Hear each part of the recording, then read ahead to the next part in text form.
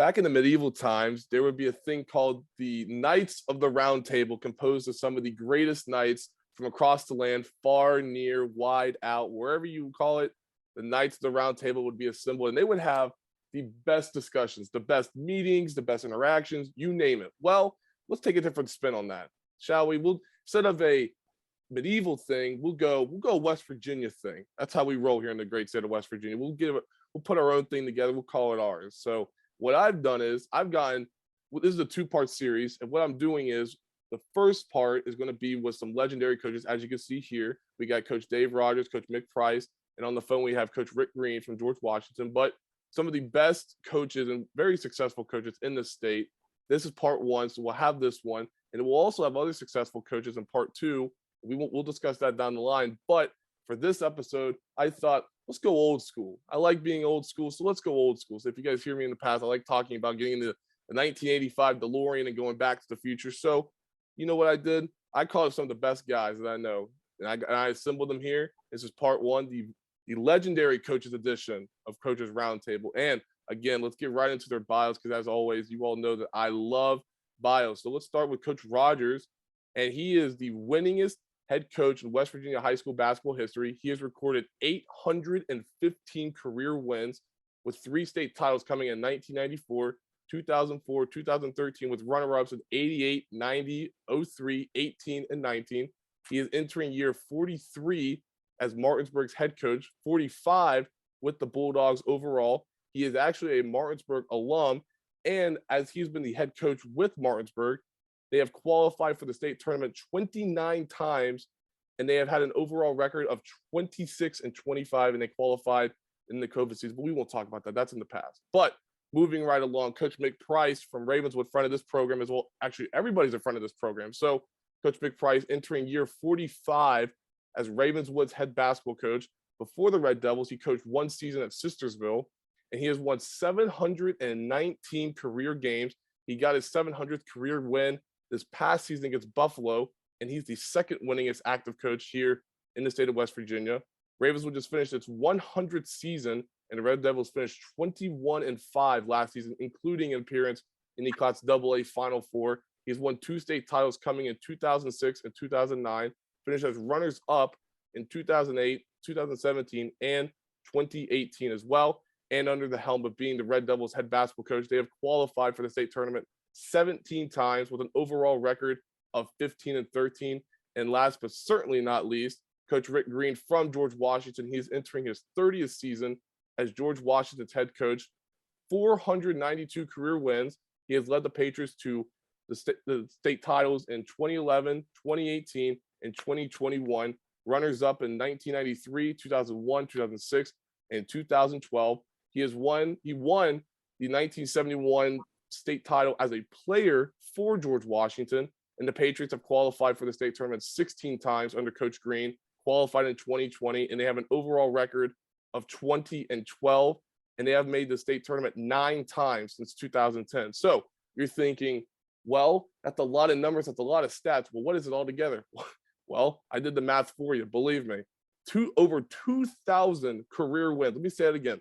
Over 2,000 with a T, 1,000 career wins. 118 combined seasons of coaching, 8 state titles, 12 times as runner-ups, and an overall record of 61-50 in the state tournament. And let's introduce them right now. Gentlemen, welcome into the program. Thank you. Kevin. Thanks for having us. Thank you. It's a privilege to be with these guys and you. Thank you.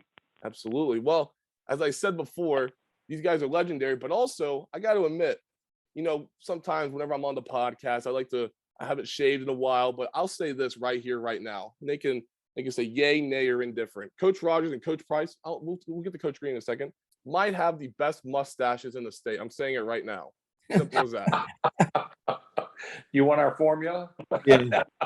I would love that formula, actually. I've been trying to learn that for a while now. Oh, my. Now, Coach Green, have you grown a mustache before? I did, man. I had a Fu Manchu back in the day, but I shaved it one time and it came back gray when I regrew it. So it's like, no, that's not going to work anymore. So well, hey. I've had them, but not anymore. It's all gray. 3 of the best mustaches in the state. And we'll just say it like that. Nobody needs to know. We'll just say it like that. But to give the audience a little bit of a perspective of what we're going to go over, we're going to go over a lot of different things just because, again, these guys have coached a long time. They've coached over 118 career seasons combined between the 3 of them. So we're going to go over the biggest change that they got in high school basketball. Then we'll talk about the 4-class system since they just finished year 2 with that. Then we'll talk about how players have changed, favorite rivalry game moment. And then we'll just get into another few fun things as well, greatest teams they face and so on and so forth. So without further ado, let's dive right into this. And let's start with the biggest change since they started being a head coach in high school basketball. And Coach Rogers, I'll start with you because you briefly touched on it. I know Coach Price has talked about it before, but I'll start with you. When you look at how high school basketball here in the state of West Virginia has changed, what would you say that change or changes would be? Well, there's probably a lot of changes, but I tell you what, basketball is basketball. I know back when we first started, and we were taught that we're playing a zone offense. You threw that ball cross court, you're probably coming out of the game. Today, if you don't dribble drive it, you don't throw it cross court, you're probably not going to win. So I think the game has changed. I think the kids are they're probably a little more athletic. I'm not sure, when I watch girls play basketball, I think girls run their offense better than some of the guys or most of the guys' teams because they really try to do what they're supposed to do. So, I don't know. There's a lot of changes out there. I think players are changing. The world has changed. I'm not sure it's for the good, but it is changing. We still enjoy the game or we wouldn't be in it. I know somebody asked me, are you retiring this year? And I said, when I retired from being a principal, everyone said, you will know exactly when that will happen. And it will hit you just like when you got married, when, who, and it did. It hit me pretty good to get out of that. And right now, I still have that burning desire to coach. So we're going to hang in there a little longer. Coach Price?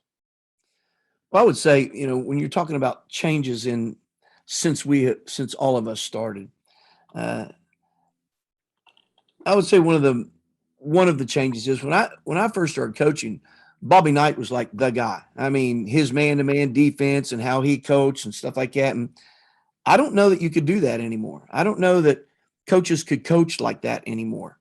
And I know that I played for Coach Retton at Fremont State, and I know that there came a time where the kids were different. And I don't think that I completely back off of that, but I don't think you can be as rambunctious or do things to kids because there's so much more, their feelings are hurt so much more. And, I've never been one to worry about hurting feelings as being a basketball coach. If I'm telling you the truth, I'm telling you the truth. You can either take it or do with it. And I'd say that's been a change. Coaches aren't quite as vocal as they used to be. And the other change I would say is the parents. Dave and I was speaking before the podcast started, and Rick and I spoke about this before. If I went to my house and I said something about something happened at practice or a game, and I mentioned a coach, this conversation stopped. It's you, Mick. It's not the coach. You figure it out and you do what you're supposed to do, but you do what you're told. But today, I'm not so sure that every one of the kids at the supper table may be our worst enemy as coaches, because now you got dad and mom and whoever else is there at the supper table said, hey, why didn't you shoot more tonight? Hey, how come you didn't play more? How come you're not doing this? As opposed to, hey, how about you getting better and working after it? And they have to put you in. So those are two of the things I would say that for coaches, it's a little bit less domineering. And for parents, they are more domineering than they were when we first started. Coach Green, anything to add? Yeah, a couple. One, I agree with what Dave and Mick have said. Just from an X and O standpoint, I think the biggest change is the 3-point shot. Just at least when I started, I think it's changed a lot of way. Everybody thinks they can shoot a three. You've got a fourth grader shooting the same distance as you do a senior in high school. So I think that has changed a lot. I think in a lot of ways, I think it's really harmed the game and it's hurt player development. The other thing, I think kids are more skilled now because all the individual workouts, but they don't understand how to play. You'll see kids, they're going between their legs, and all you got to do is throw it to the guy on the wing because he's open. But they paid $80 an hour to learn how to dribble around cones and do skills, and they don't know how to play the game. So I think I see that a lot just watching games and in some of our kids. And then I'm not sure the kids have changed as much as the parents and administration and coaches have changed. I just don't, like Mick alluded to it as well and said it, I don't think we get supported, and then I don't think administration, and I don't mean me personally, my administration has been really good. But, anymore, if a principal makes a decision, somebody calls downtown and they get the decision turned around, and, you almost neutered administrators. In some counties, I feel that way in this county a lot. So I just think everybody tiptoes so much because you know what you're going to do, and it's going to be on social media. I don't think we do that a lot. I try not to do that. I try to stay pretty true to everything, but there's a lot of white noise out there, and to get that out of the kids' heads sometimes is extremely difficult. Coach Price, I'll go back to you real quick because I want to go down a trail that you had just mentioned. Do you think as a coach, and you can speak for yourself, you can speak for everybody, but when you look at it in hindsight, do you feel like you're coaching both the players and the parents?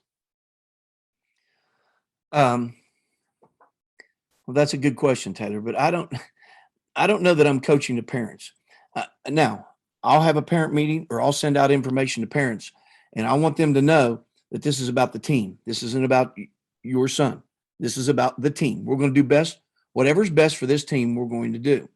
And I've always tried to make that, so that it's not about any one kid. It's about the team. What's best for the team? And if I've had to have a parent meeting with a parent, I would let them talk, and then I would tell them exactly what I thought. Sometimes the truth is hard to hear. And I've always felt that the more truthful you can be, the less problems you may have, because you have to tell them. You just can't, pussyfoot around the idea and say, well, if he works out a little bit more, maybe he can get more playing time. No, your kid's number 8 on the team. He's number 8 on the team because, he doesn't work as hard as he needs to. He doesn't shoot the ball well. He doesn't play defense the way he needs to. And he hasn't been practicing at the level that we think he should play. So therefore, he'll play when the 8th guy gets into a game. And I've always felt like if you say it like that, then they know. They don't have to worry about, well, yeah, but I just talked to him the other day, and he said he's probably going to try to get him in someplace. So, and I think coaches have a hard time with that because parents don't want to hear it. They don't want to hear the truth about their son. They have an unrealistic value about what their sons as basketball players can be. I mean, my gosh, we've got parents that think their son can play D1. Well, we haven't had any D1 players come out of Ravenswood. I've been here. This will be my 45th year. I mean, how many have we had in the state of West Virginia over the years? I mean, you have to be an unbelievably really good player. And if you were a D1 player, then you should be getting 30 and 20 every night at the level that they play. And so, I think sometimes it's unrealistic. And I think that also gets pumped up by AAU and those things where they tell them how good they are and they write all this report on them and tell them how good they are, but yet they haven't played anybody. So, that's where I would put that. Coach Rogers, I'll go back to you, going off of what Coach Price just said. And you mentioned something very truthful, and that is the truth. Whenever you look at it, 43 seasons as the head coach, 45th overall at Martinsburg, do you think along with the X's and O's and, how offenses and defenses are schemed and executed, do you also think the truth is also something you have to implement early with these student athletes now, or even trust? Oh, I don't think there's any question. You've got to be up front. They've got to know where you stand.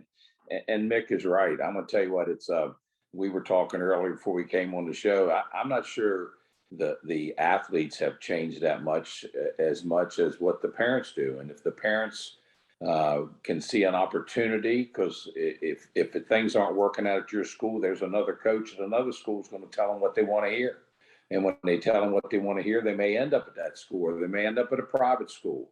And there we have, you've put the time in. So you know what, the players know where they stand on the peg list. they know how hard they work and what they should be doing. And I know, Coach, when we were talking beforehand, and you're right. If you came home as a player and started talking about the coach, it got cut off real quick.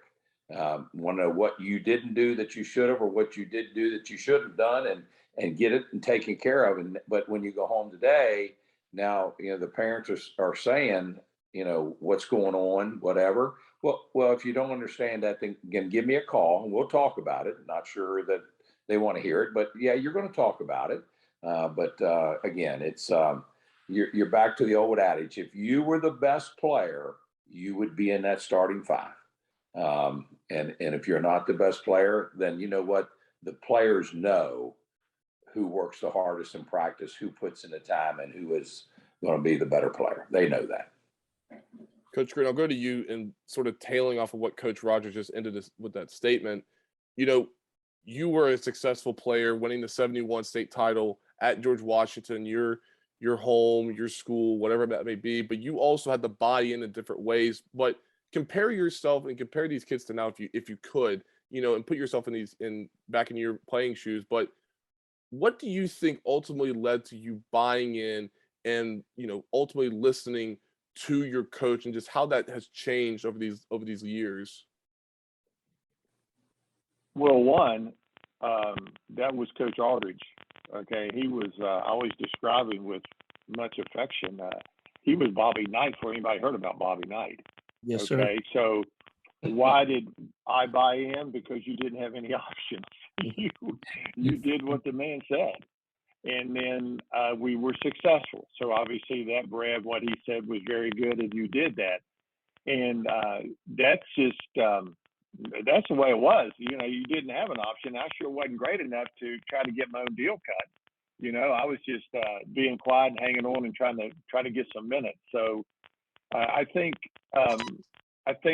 the successful coaches still, I think Mick alluded to it, and Dave, I think we stay as close to that mentality as humanly possible. Okay. Again, I don't think it's the kids that much. I think it's all the noise going on around them. Guys, I remember one time we were in the weight room in the spring, and guys said, "Well, Coach, I won't be here Friday. We're taking off for I think it was Charlotte. Doesn't matter. We're taking off to Charlotte for this invitation camp." But okay, so we keep talking. They're going to pay $150 to go there all day, and they were going to be rated, and they were going to get 4 out of 5 stars. So after all this is done, this kid comes back. He's rated like number 4 in the state at his age group, and he's not even starting JV for us. And I try to explain to the kids, guys, they're not going to give you 1 star. They want $150 in 3 weeks again. And I think the parents are so easy for them to buy into that because we have like a temporary insanity sometimes when it comes to our kids. And I think the whole social media, all these 4 stars, 5 stars, you're a D2 wingman, you're a D1 point, and it's just not realistic, but that's what people want to hear. And I think in particular, that's what parents want to hear. But overall for our kids, I could have to say that they're very attentive, and for the most part, I'm very pleased with the way they handle things.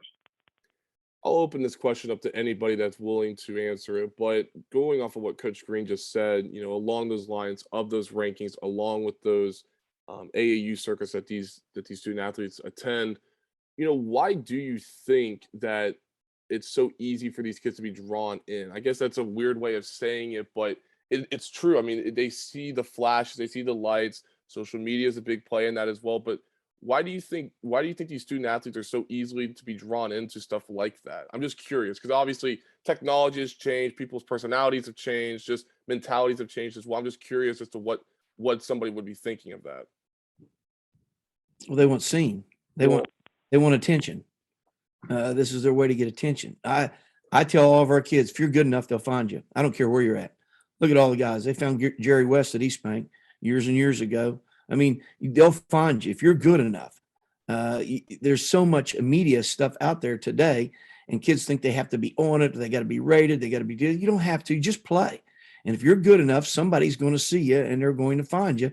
And there's so much, like we've got film, we have quick cuts, huddles, stuff like that coaches can get evaluate kids on.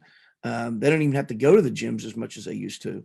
So, they want to be seen, and they want their moment in the sun if they can get it. And I think that's why they do that. Well, and it is. They do get the attention. I had a player who said, Coach, I averaged 35 points a game in AAU this summer. Well, he didn't even average 10 for us at that particular time. And so that's important to them, to run up and down the floor and get as many shots off as you can get. And it is. And I tell you what, when my son was growing up, we played AAU. It's fun. You go play 3-4 games a day. It's a fun situation. And, it does at least get them out there and get them playing. At least they can they can go play. And I was teasing one of my players in the gym, and I said, man, I thought you were going to come in about 6'5", 6'6". Wouldn't you be dynamite and this and that? Just making conversation. And he looked up to me and said, Coach, if I was 6'5", 6'6", I wouldn't be here. I'd be in a private school. So, they're honest. And, but, again, it's a situation where they've got to love the program at heart. Years ago, we're the Bulldogs, you bleed orange and black. I'm not sure that's the case anymore with the growing of the country and our county and even in the state of West Virginia. I think there's a big deal to what you just said about that, Dave. I think there's something special about playing for your community, your school. You go to church together, you go to the stores together, you see everybody downtown. They tell you, hey, good luck tomorrow night. I think there's something special about that. Ravenswood's a much smaller school than is Martinsburg and George Washington, but we have a more community area right here that would be like it. It's just smaller because everybody knows each other because it's not a very big area. And I think there's a big deal to wearing the red and black and growing up and coming watching them when you're young and wanting to play in the pit or those type things. And I think that gets lost a little bit in all the stuff that we're talking about. And I still like it that some kid, it's 5th and 6th grade, still wants to come to a game, and someday he wants to be a Red Devil. He wants his name announced in the starting lineup. I just think that's a big deal. Well, I know we talk a lot about legacy. How are you going to be remembered? Are you going to have added to the program, or are you going to have subtracted from the program? And, are you going to be able to walk in this locker room on different nights? I mean, we're very fortunate. Some former players are always coming through on game night or Thanksgiving practice. And we'll say, guys, are you going to be able to walk in the room with them? Are they going to respect you? What's your legacy? And then with the, with the one day elite stuff and all that, guys, it's like an easy way out. If I can go there and get these stars, therefore I'm good. And I think that's what the parent wants to hear, and a lot of times that's what the kid wants to hear. And I know we're going old school, but I remember you went and played pickup, and if you got beat, you might set 30 minutes because you had to go back to the line. And I don't think they do that. They don't. The playground was the playground's probably the greatest teacher I had as a basketball player. So I got to Coach Aldridge because you had to compete. And, I couldn't go to Charlotte and get 4 out of 5 stars and show it to Coach Aldridge and tell him how good I was. I had to learn how to compete. And I don't think they have to compete as much to get attention. And I think it's kind of a quick fix. I call it a microwave, a reset generation. They're playing a video game and they're getting killed by 3 touchdowns. They just hit reset and start again. Well, that's not the way life works, and that's not the way athletics work. And playing on the playground against those older guys make you better. Yes, sir. You grow up quick. They just knew how to play. They just knew how the game was supposed to be played, and they could teach you a lot. Well, what else you had to do in pickup, playground, how we want to classify it. If the ball went off Mick, and I knew it, and he knew it, and he argues with me and says, no, it didn't, no, it didn't. So I said, okay, all right, your ball, but next time down, I'm going to get one. I'm going to get that possession back some way. You learn to defend yourself, and you learn how to adapt to the competition you're playing against. And we just don't have kids playing much pickup anymore. we went downtown, and I went to JA downtown, and then we would go down in summer leagues and play on Donnelly Street and Court Street, play in the summer leagues. You grow up real quick there. You better defend your own there. I know that, and I don't see kids doing that. Everything is almost very vanilla and very generic in their playing situations. So I think that's detrimental, definitely, in teaching them how to compete.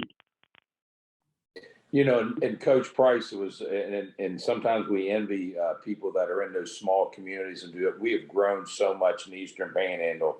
When I first got in, you were a Hedgesville Eagle, you were a Musselman Appleman, you were a Martinsburg Bulldog, and we were all separated by probably 5 miles each way. And you had the Steve Catlets and the Mark Catlets at the Hedgesvilles, and you just didn't cross those lines. If you were an Eagle, you were an Eagle. If you were a Bulldog, you were a Bulldog. And that is the way you kind of grew up, and that's the way you stayed. And it's definitely not that way anymore. Everybody thinks I can get a better deal. I can play more over here, so I'm going to move up. I'm going to go to this school. And now it's really, and I don't know whether it's because we're getting so many. Our population is growing so much here that we're getting a lot of the outsiders. And when I say outsiders, it's people that weren't born and raised in Berkeley County. But it is a change from what it was. And, the college is going through it now. I mean, look at your transfer portals. Look what's happening with college sports. And it's probably going to be the ruination of it unless they can grab it and change it back real quick. Amen. So let's change gears and let's go on to another subject that I think is worth noting because everybody's opinion is relevant about this, whether regardless of class, I should say. But that's the 4-class system. It just finished its second season in boys and girls high school basketball here in the state of West Virginia. You obviously saw what that was like the first year, but I think you saw a lot more of it this year. But I'll start with you, Mick. And when you look at this 4-class system, being from a small town in Class AA, what are your thoughts on the 4-class system? Well, it seems to have been successful attendance-wise and community-wise through our Secondary Schools Activities Commission because there was more schools get to come to the state tournament. When you have more schools and more opportunities to get to come, I think sometimes it lends itself to people thinking that it's better, that it's good. I'm not opposed to the 4-class system, but I know that in the 3-class system, we had larger sectionals. Our regionals was a little tougher, from being that, and there was more schools that you had to compete against. I don't know if Dave and Rick would have had that problem, but in the single A, double A area, it definitely did. And I think that they did the 4-class to try to split up some of the private schools because they dominated so much. And now I think they're all kind of generating right back to the single A, double A again. And I don't know that it's been effective for that reasoning for doing it. I'm not opposed to it, but I still think there's got to be an opportunity out there. I think we should be, seeding half the state and make it a north-south. And if you want to do it in single A, double A, triple A, and 4A, fine. But seed the daggone thing and just, play it. So you're not, so you can get the opportunity to have the 8 best teams to the state tournament. That's what the people want to see. The fans want to see the 8 best teams get there. And I think it would enhance that opportunity. We had talked about it at our boys basketball meeting in the spring at the SSAC. And so, we're going to see how that works out here some, but, we've been pretty successful with this system. So I think it's probably going to land itself for a while. Your football persona just came out there with the 16 seeds, didn't it? Oh, yes. Yeah, I figured. But Coach Greer, what do you think about the 4-class system? Are you for it? Are you opposed to it? What do you think? It really hasn't affected us, the 4A guys. I don't think we're grouped still with pretty much the same people we had always played AAA, and Dave can speak to that as well. I think that's pretty accurate. So it doesn't, in a sense, affect us. But Mick gave me a really good education on it because I think there's times he felt like it was spreading out better for the triple, single, double A. You know, I think it was, like he said, it was meant to, I think initially to help single and double A. And so I understood, he helped me understand that concept of it. But I think you got to seed the thing, and then I think it spreads it out. I don't understand why we won't. You know, they pushed back the seed the state tournament, all right, and then we did that, and look how that's turned out. I think at least I can speak to 4A or AAA 4A, that combination. Usually you had one or two seeds got to the finals, or you know, you had your top guys getting to the finals, and now they showed that really worked. So why would we not take the South and the North and seed it and bring 4 up from the north, down from the North, and 4 up from the South? And that way, when, you know, speaking from the South standpoint, that way when Huntington and those guys over there in Spring Valley and Midland, those guys are loaded, then they get spread out of there. Or, you know, our sectional historically is pretty good with South Charleston, Capital. Us, that's pretty good. You know, Woodrow's down a little bit, but they're Woodrow, and then Greenbrier East has had some really good teams. If you spread them out all across the South and seed them, then you got a better chance of getting your 4 best there. You know, I think they would allude to that, whether that would help the North or not. But I just think it looks like you'd bring the 4 best down from the North as well. I think if they did anything for what I didn't understand, and I know we're doing basketball, but to me, you should have 4 in football before you even had it 4 in anywhere else. I mean, there's the larger schools in football dominate. I would take like my Super 8, the largest schools or wherever that would stop, and put them in like the 4th class, and then go, you know, single, double, triple A in football. But that's just me. I'm not a football coach. Mick has coached football, and I'm not sure if Dave has, but they may know if that makes sense or not. Coach Rogers, do you have anything to add to that? Well, I coached football years ago when I first started in coaching. You know, the 4A, Coach Green is right, really has not affected the upper level. And I think it was so they could help so much in single and double A.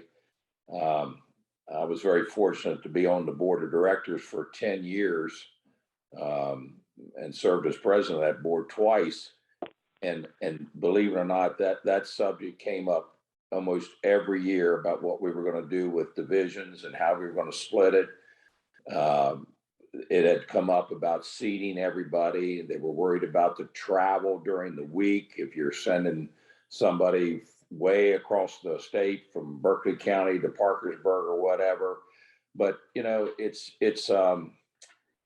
a situation where I'm not sure that everybody's not going to agree on how to do it. Everything, you just kind of try it. I know that's why they did this on a 2 trial basis, and I think Mick's right. It's probably here to stay. But you are trying to get your best teams there. You're trying to get and over in the Eastern Panhandle, when Jefferson was very good this year. And in the past, we've had some good teams, and some, Hedgesville has won it. Musselman has been there a lot, and you got a Spring Mills coming on. But, I remember when we used to go to Fairmont. I remember Coach Krasinski coached at North Marion, and we had to go up there and play in the regionals. So it has really changed over the years, and what is totally best, I'm not sure of, but it's I think 4A is here to stay, and again it's because the concept is more teams, more communities, more participation, get more people involved, and yet you go back to the other old theory that says, hey, everybody doesn't get a trophy, but somehow today we think that everybody that participates somehow has got to get a trophy. So I really don't have the answer to it, other than it really has not affected the upper groups. I want to go back to something you had said before, and that is how you have seen that Eastern Panhandle, especially in Berkeley County, expand, grow. And I think a lot of people in the state of West Virginia could say the same thing about that. But from a community perspective, how have you seen the Martinsburg fan base and community grow off of what you all have been building and continue to build at Martinsburg? Well, when you go to our athletic events, you have more adults there than you normally do with the students because of the pride that the alumni have in their schools, and especially at Martinsburg High School. And again, years ago, we had our own little communities, the north, the south, and in the middle. And now, we've added Spring Mills. Somewhere down the line in the next 10 years, they've got to add another high school over here. And it has not. And so we have gone from our little community of people that are diehards to they're not diehards, but where can I go and play? Where I may not get the playing time at Martinsburg I need, so I'm going to go over here and play. When I listened to Marcellus Basie the other day on the radio, he says I bleed orange and black, and he does. And he was a bulldog all the way. And of course, and then he became a mountaineer. But just like most people in the state would say, my goal is I want to be a mountaineer. I want to play for West Virginia, and that's kind of changing. We're not sometimes getting the players in state that need to stay here, and they're going elsewhere too. So, it definitely has changed in the Eastern Panhandle. We're not the little town that we used to be.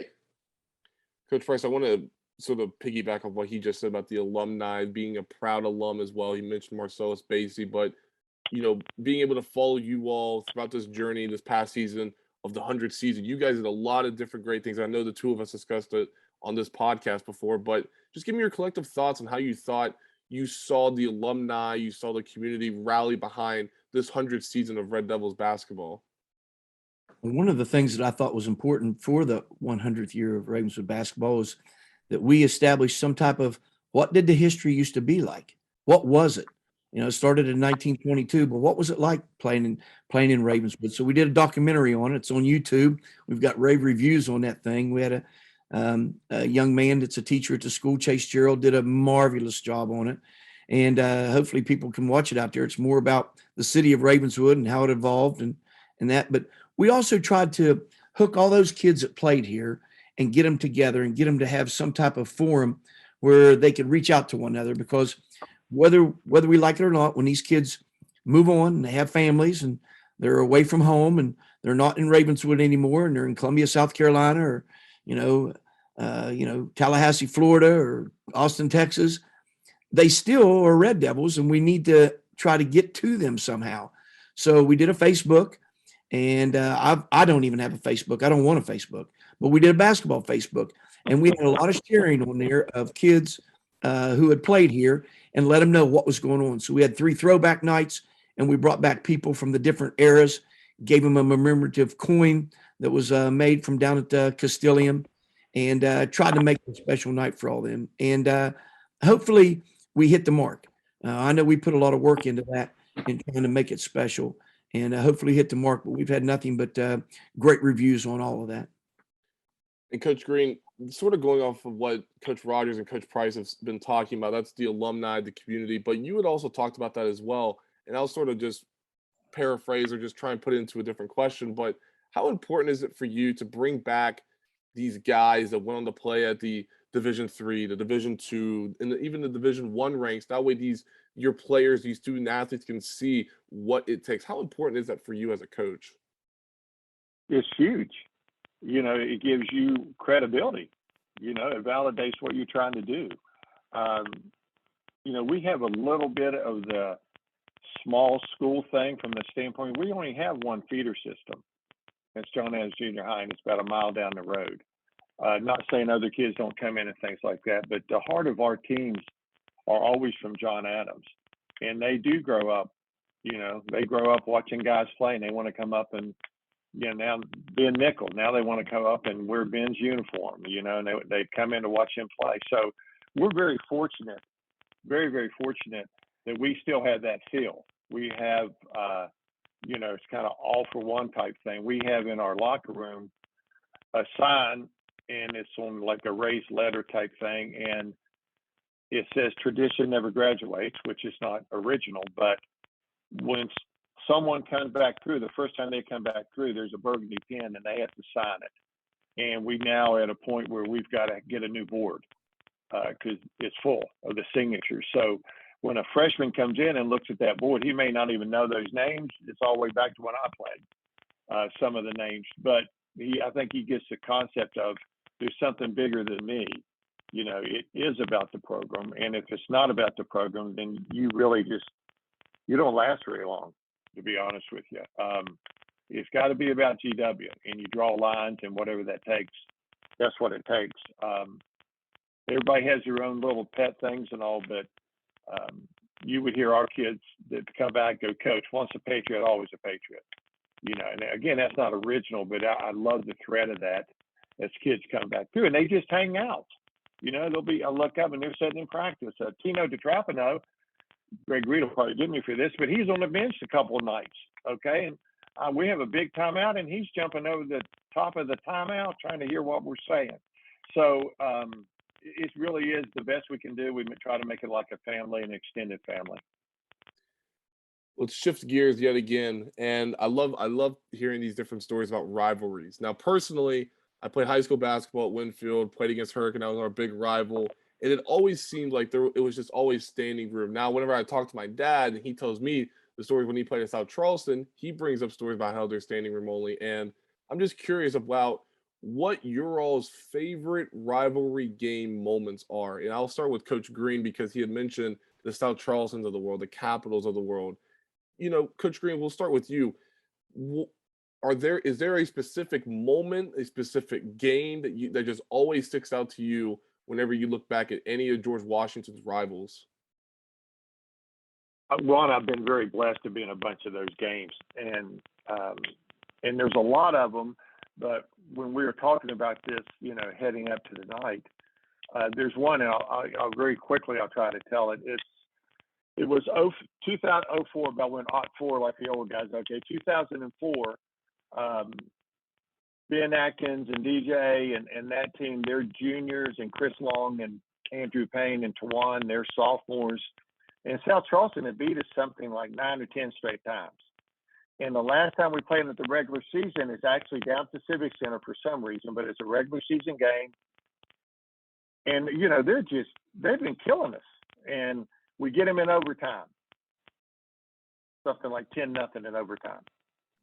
Well, in those days, you knew who you were going to pretty much play. We knew we were going to play South Charleston, most likely opening round because of the way things were always set up. But it's 9 in a row. And so going into sectional week, we had shirts printed up, and it's called Pump Week. And we went through this long, elaborate thing about a hand pump, you know, and the country kids will know this, but a hand pump, you got to keep pumping that hand pump. And you don't know when the water's coming. But if you stop you don't know, one more, maybe just one more, and that's what gets the water to you, okay?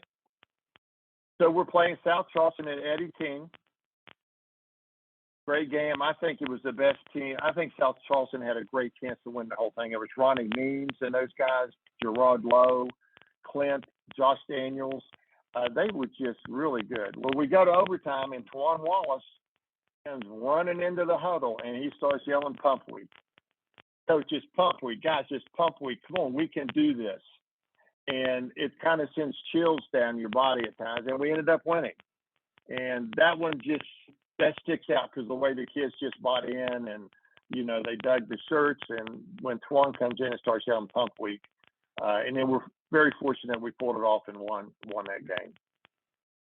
Coach Price, favorite rivalry game moment? Wow, that's a tough one. The rivalry in Jackson County obviously is Ripley and Ravenswood, but several years ago, there was a bridge put in across Ravenswood, the William S. Ritchie Bridge, which connects 35 so you can get to Athens pretty quick. So that traffic really picked up. And there is a school right across the river in Racine called Southern. And as soon as that bridge opened up, man, there was all kind of people over here with Southern jackets on and stuff. And I'm telling you what, they had great basketball. They were state runner-ups one year in the state of Ohio. And then next year, I think they finished in the Final Four. And that was right when they had that. And that's all we heard about was, when you play us, you know, get ready. And one night we went over and played, and there was no three-point line. And we beat them 113 to 103 at Southern. And the gym must have been 130 degrees. And the place was packed. You couldn't even get in after the JV game started. And I got a phone call that night from Coach Retton in Fairmont, and he said, "How bad does the team have to be that they can give up 103 points and still win a game?" And then he hung up the phone, which was a typical Coach Retton. And I just thought, and that became a great rivalry game, even though it's not the cross county rivalry, but that rivalry game became great because every game was just knockdown, drag out from two schools across the river. And that game is now one of the top 10 games in the state of Ohio in high school basketball games, the 113, 103 game. Coach Rogers. Well, I think rivalry games, depending on how good the programs are and if you're winning at the time. Back in the day, it was Martinsburg Jefferson. Jefferson was a powerhouse, the only Jefferson County high school, one high school in the whole county. A lot of players, and it went back and forth. If you weren't there 30 minutes before the JV game started, you didn't get in. Then Hedgesville started winning, then it became a Martinsburg Hedgesville. Musselman now has been winning lately, so that's getting to be a little more rivalry. So I think it depends on who's winning at the time and how you're playing. But there's every night that you go out over here, you better be ready to play. We've got a Spring Mills that's really coming on, and we keep Morgantown on our schedule. That's becoming a rivalry at times. We only play them once now. We alternate times. So, again, it's great games, and I don't know there's any one particular game because they're all going to boil down to how well you play and what the game means to you. And and I know lately we're just not getting the crowds that we used to get. Is it because I don't know? We have a local TV station that broadcasts most of our games, and people say, "Well, I'm going to just stay home and watch it on TV, and there's the bathroom there, and my refrigerator's next to me, and I can sit in my lazy boy, and I can watch the game. I don't need to come." So, we need the people in the stands. We like to have the fans there. And again, when I first took over at Martinsburg, one of the questions that they asked me, how do you put people in the stands? You win. No doubt. Sort of going off what you said there, Coach Rogers, do you think there is a specific recipe to a great or even a memorable rivalry game? Well, I think there's a lot of them down through there. I mean, we back in I know in 2009, Hedgesville had a great team, and we had our team. It was very, very good, and it got down to a regional game that we won and ended up winning the state title that year. So, just I can think back over the Jefferson games. I mean, it would all boil down to a last second play, and so there's many down the roads. But and again, when I look back at our '94 team that ended up beating DuPont, and that certainly wasn't a rivalry game. That was a state championship game. But there's just a lot of good memories. We've kind of hit on some things that we'd like to change, but you know what? You still have great kids in your program.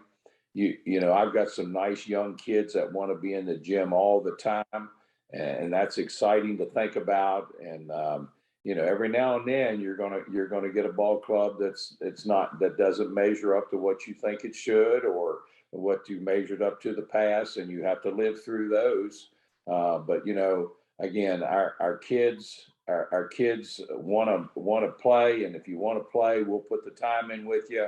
And if you do that, I think you can be successful. That's awesome. Well, along with these rivalry games, I think for everybody, this can go for everybody, but I think along with these rivalry games and even these games in general, you get to see some of the best talent, best teams, best players along the way as well. And Coach Price, I'll start with you with this question. When you look back through your memorable and historical 44 going on 45 years of coaching, who are a few teams that, just really stick out first and foremost in your mind that you actually went toe to toe with? Well, usually we had to go through Wheeling Central when we were all double A, Wheeling Central, and I started with Skip Prosser when Skip was at Wheeling Central. I know Dave and Rick both would know him, and he did a great job. Later went to Xavier and then to Wake Forest. and we lost him. He was a good man. I'm telling you what, he was a good coach. And him and Dino Guardia really had it going at Wheeling Central, and we had to go through them. And you had teams like Bridgeport. They were always good. Logan, Mark Hatcher and the boys down there always had good teams. We would scrimmage, and that was a good rivalry, a good, healthy rivalry, because Mark and I and Coach Green all have a really good relationship. And so that was always a good, healthy rivalry. And then Williamson, before they became Mingo Central, Dave did a great job down there, and they had some really good basketball teams from Mark Klein and all those guys that played there, the Baker brothers, and they had Anthony Strothers. They had so many great teams. And then Wyoming East, Jesse Lester was a coach at Wyoming East, and they had won it the year we won it in 2009. They'd won it the previous 2 years, and those games kind of became rivalry games, but they were in the state tournament or regional settings. But those teams all possessed really good high school basketball players. And I'm only talking about the AA level. Coach Rogers, what do you think? Well, again, there's a lot of rivalry games down the road, and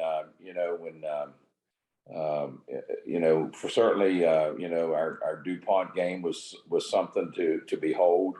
I mean, when you put Randy Moss and Jason Williams and Bobby Howard and all those guys on one team and put them on the floor, and you can come out on top, you certainly done a good job. But we battled Nate Krasinski at North Marion for years, and then your Fairmont schools we had good tough times and good games with. And of course Beckley, almost every time we went to Charleston we run into a Beckley. And don't forget about the great teams from Oak Hill when Coach Lilly was there, that we would go down and before they started seeding, it was not unlikely that 1 and 2 might play in that first round. And so you're looking at 2 good teams, and everybody says, well, we know these are probably the 2 best, but they're going head to head in the opening round, so one of them's going to get out of there. In a lot of our games, I was kind of looking back over the things what we've done in the past and who we've played, and because of our location, I was watching Wiggins play the other night and remember seeing him when we were flying to the hoops. And we've played against the DeMathas when Gerard Mustoff played, when we had Marcellus here and they came up. And, we've played against the Jerry Stackhouses and the Rodney Monroes and in our St. James tournaments. We got an opportunity to play in Hawaii at the Alana Classic, and we ended up playing, Rennie Martin was over there and we played over there. So, we've played against some good players. We played against when we got invited to the Beach Ball Classic. We Raymond Felden was there, and so we've played against some great players in the past. Jeff Snyder's running all these nice camps now, and I remember Jeff just lighting us up in the state tournament, and we lost to W&I. So there's so many memories out there, and so many that you could sit around all night with your former players, and they do. Players come back, and we sit around and we talk about it, and you just hope that these younger guys keep buying in to the program. I was talking with the coach at Central in Virginia, and his name is on the floor, and he said, I walked through. I'd been retired about 3 years, and there was a young man in there shooting. And he said, I walked over and said, son, you think I could maybe show you a few things? I could help you with your shot a little bit. And he said, the boy looked at me and said, well, who are you? He said, thank you, and you have a wonderful day. So, we all are in our elements, and we all do it. And yet probably when we get out of here in the next couple of years or whatever, then people may say that about us. But, it's been a good ride. It's been fun. And when you're able to be with folks like we are tonight with Mick and Rick, and it's just it's like we don't stop and smell the roses along the way enough to know that the great people you meet through sports are some of the greatest people in your lives. Coach Green, what do you got to say? Dave, first of all, they say that about me now. Who are you? And I'm you roll with it, right? So maybe that's good. We're not in that anyway.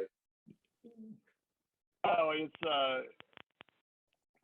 a Tex Williams story. I love Tex Williams. I'm helping him at University of Charleston, and it was the Saturday before. I'm going to say we because I was technically there, but I wasn't. I was just there with Tex. But it's the year that UC had beat Marshall with Skip Henderson, I think it was, and all those guys. And like it's huge. I mean, it's just huge.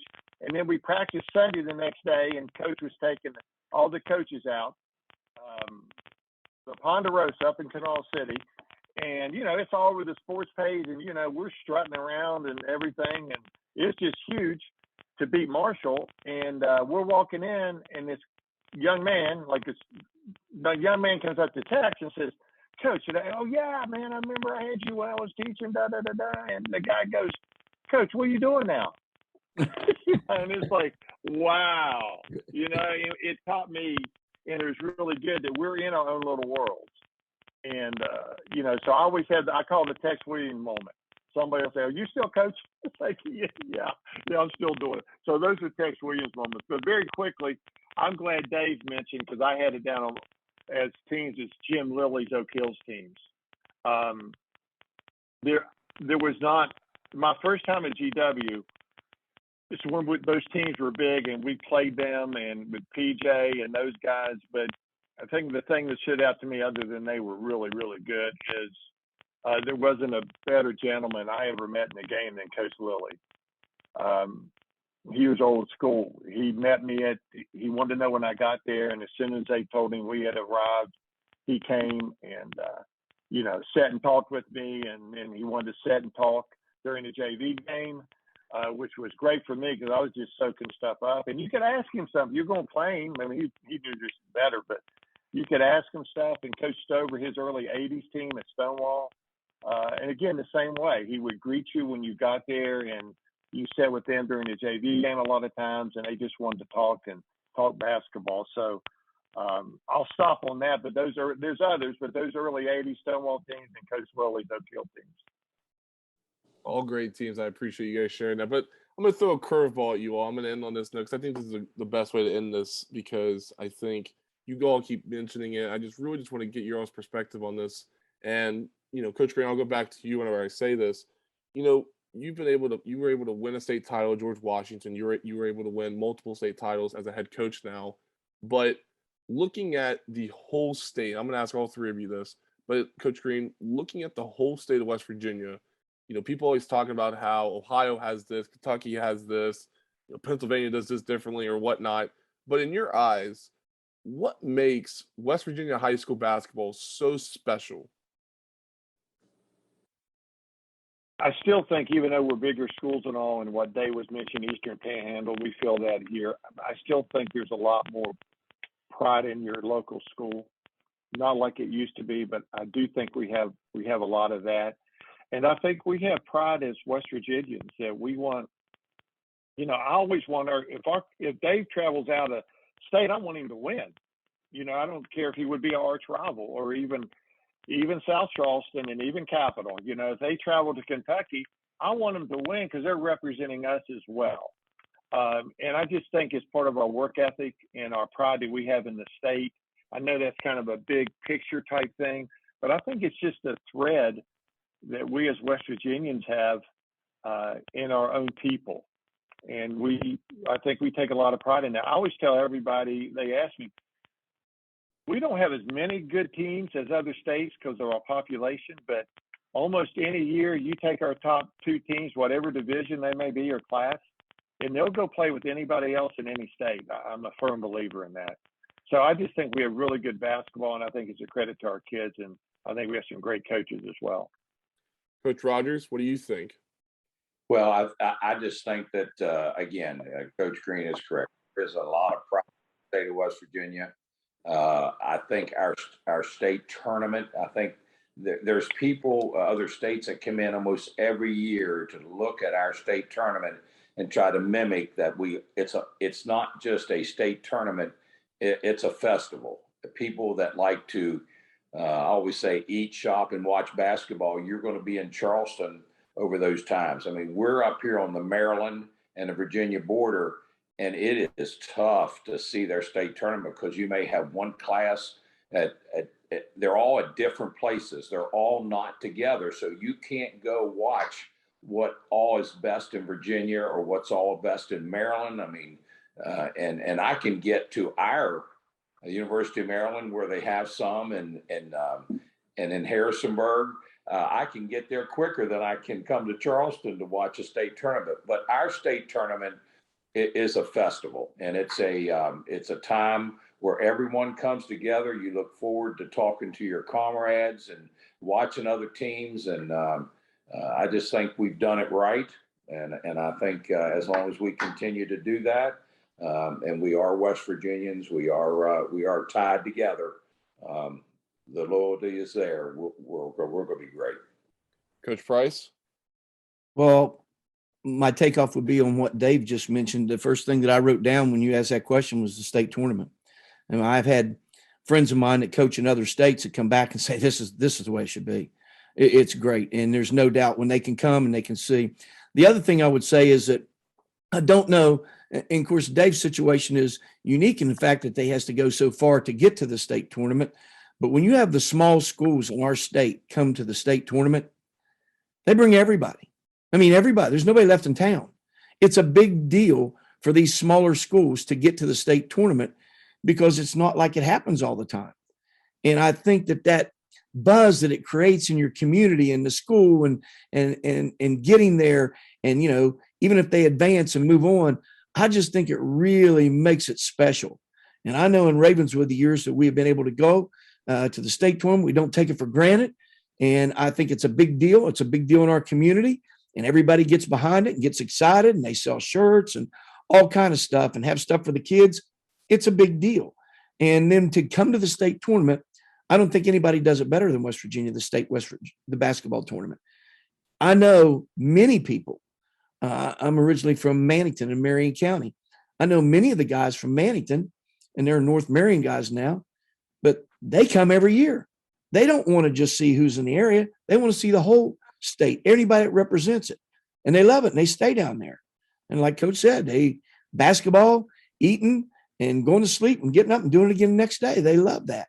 So it's a unique situation that people get a chance to see all four of the classes for 4 days in a row and get to see it all, play out and get to see the various amounts of people that come in from the different communities.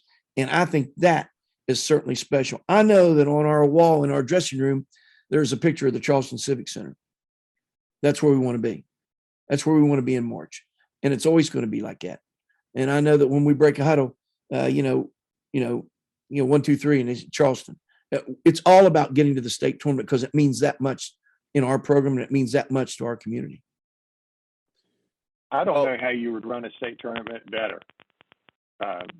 Honestly, I mean, they do the press, they do the media. The press does a great job. They do the interviews, winners, losers, and I don't know how you run a state tournament any better than our guys, their SSAC guys, do it. No, it's a credit to them. They do a nice job with that. Absolutely. Yeah, they always find out if they can do things better. Did this work? We evaluate it. If it didn't work, let's change it. If it does work, leave it alone. So, good credit to those. Absolutely. Well, I think just to add on to what you all just said, speaking along with the state tournament, as somebody that has played in it as well in 18, when we first ran out onto the court, and I'll tell you all the story because I love this story so much. When we ran out onto the court in our first round game against Westside, we were the 6th seed, and we really thought that we could have been like a 4, maybe a 5, not even a 6 for that matter, but we accepted it. And when we first ran out onto that court to go in the warm-up lines, you just get hit with this loud. It sounded like 2 speakers just going together at once, and I mean, you just couldn't stop but just turn around and look, and you have, and I'm not kidding you, I have a picture of it. You have the whole entire student section. It looks like a V. You have that whole entire student section just covered in black because of the blackout, because we wore our black away jerseys. But it was just unreal to see that. Then they came back the next day, I remember asking somebody this. I said, "How many buses did you all bring?" They said 5. I said, "You brought how many?" And then you see it this year. I mean, South Harrison made it, Ravenswood made it, and then you look back a few years ago, man, whenever the man hillbillies won it, I mean, they had everybody there. And that was just a unique moment. And I think, again, going back to the 4-class system, you see that and you're able to put that on display. That's what makes it so special. And I can speak to that since I played in it. I've been able to see it as a reporter, but I agree 100% with what you guys said this whole time. So with that, I really do appreciate your all's time.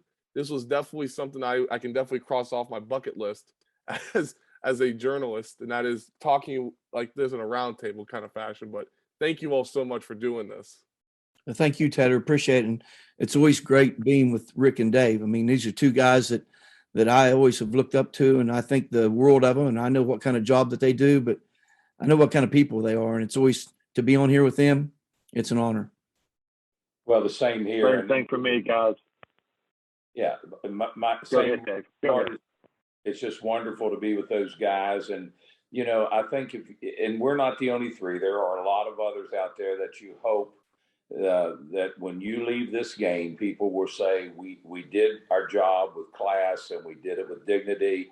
And you just, we hope that we've set the table for the younger coaches coming behind us, because how you act on that bench is going to be how your players act and how your fans act. So I think you have to be a leader in that part of the world.